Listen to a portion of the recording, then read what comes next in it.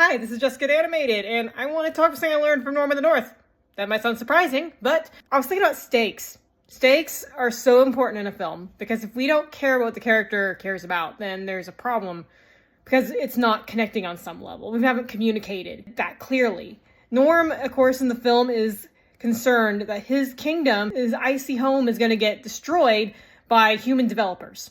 But the weird thing to me was that the houses could be just lifted up and down. They were just stuck on a block of ice and had no seemingly real threat, except that, humans would come around and maybe bother the animals, but there was nothing to tell us that was a problem. Humans might be annoying, but, a lot of animals get along fine living with the humans. It's just something that sounded terrifying to these animals who only have a loose knowledge of humankind. Though there is a key theme they were trying to convey, I think it would have been really important to find some way to showcase what can we do to make this seem like a genuine threat. Now, Norm in the North is a comedy, so it tonally probably wasn't going to go the direction of something really, really dark. It's not going to be Fern Gully, right?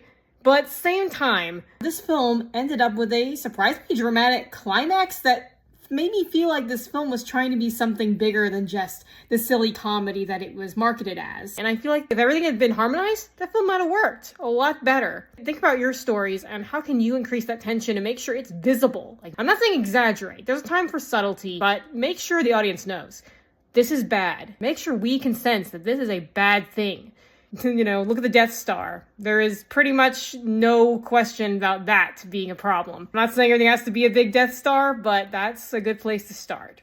Anyway, I encourage you to check out Norm of the North on your favorite legal platform, just to support the writers and artists if nothing else. And hey, you never know what you might learn from something.